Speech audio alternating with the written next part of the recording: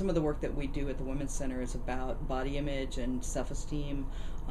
Eating disorders among college women are a huge issue, and increasingly for young men as well.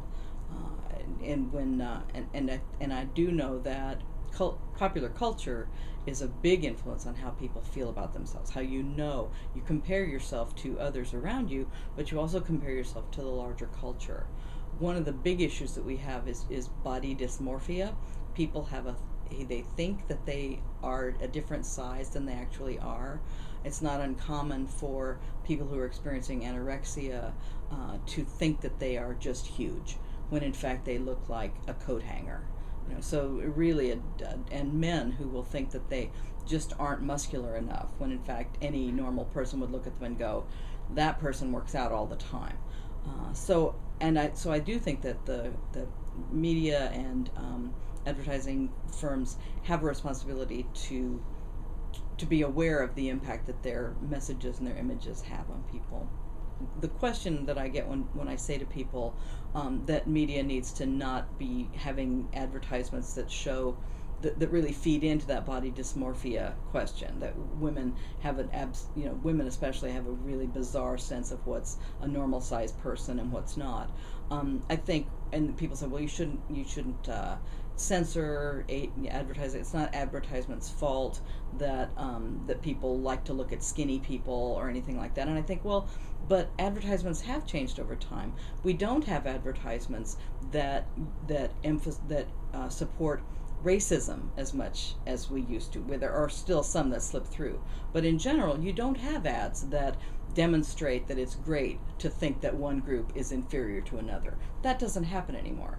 But we still do have advertising that shows that there's one way that women are supposed to look, or that women are objects. That hasn't gone away. So I think that in the question of do we have a responsibility, yes, we don't have advertisements that seem to suggest that pedophilia is good or that racism is good, but we do have ads that show starving yourself is good, and I think that's wrong. So I'm looking at this hotness comes in all shapes and sizes ad, and the first thing that really strikes me is the juxtaposition of the phrase all shapes and sizes with what I perceive as one body type. When they talk about curves, I don't see curves. I see pretty much straight legs and a slight acknowledgement that there are buttocks present. But it's not. There's not really a difference between these three women's body types as far as I can see. So if you were a woman who wore a size 14 or larger, you would not see yourself reflected in this. And just the idea of curves, when we talk about curves, so if you think about some women that are that were criticized from Jennifer Lopez, Beyonce, people were criticizing them as saying that they were too curvy, that they were too big, and and especially women of color, there's more, and there aren't any women of color in this ad, but women have different body types, and so just that. If you were Beyonce and you looked at this, you'd think, well, I got nothing. I'm not hot apparently but I don't think anybody would say that about her. So that's the thing that just strikes me, is there's that discrepancy, and this is what feeds into that body dysmorphia. If they think this is what a curvy woman is, then, oh, I am an elephant, if you're any larger than this, and so you would think, well, I have to keep dieting. And what we know too from research and from people who are working with body image and all is that there are just physiological types. I will never be a ballerina.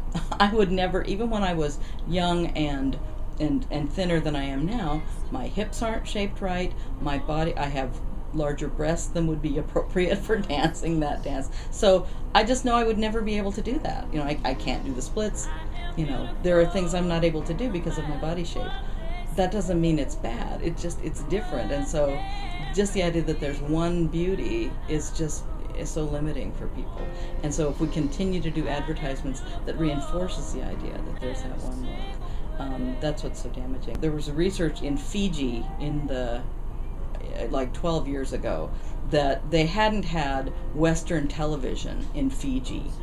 And so there were lots and lots of body shapes and sizes that were perceived as beautiful. And there was no eating disorders present on the island, okay? Western television comes in. Girls start having eating disorders and doubting themselves. No other change happened. So you just have to think, yes, images have an impact. And what we say to girls as they're developing is really essential. You know, when you're a teenage girl and it's normal for your body because of hormones for you to get some more hips, to get some breast tissue. That's not skinny. That's not you're not gonna continue to have the same shape that you had when you were 12 or 10, or with girls who were developing earlier too. So as your body is changing, at the very time that you're getting the message that there's one thin, beautiful ideal, you can't stop your body from doing that, which just feeds into the idea that I have to do something to control this. I'm going to restrict my eating, I'm going to vomit, I'm going to take laxatives, whatever it is, to keep this body under control. I don't accept the idea that advertisements that have just normal sized women in them won't sell.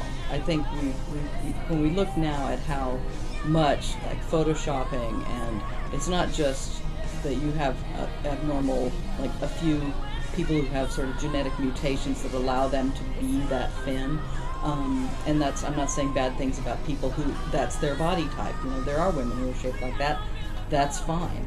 But if we still, they aren't perfect enough, and we still have to make them have a longer neck through Photoshop or whatever, how in the world can, you know, Cindy Crawford doesn't look like Cindy Crawford, you know, so how do we do that? I do think that over time that well, let me say this differently. I think that the consumers need to be conscious of this and need to demand that this change. That's why any social change happens, is that consumers say, I'm not giving you $1 for making my daughter be anorexic. You know, you're not gonna buy into this. You know, I'm not gonna do that. So I think that's what has to happen. I think it has to be both. I think there are conscious people in advertising. I think there are people who think about this, and they're not just people who are doing advertising for nonprofit organizations. So I think we're not in the Mad Men era anymore. You know, so I think change can occur.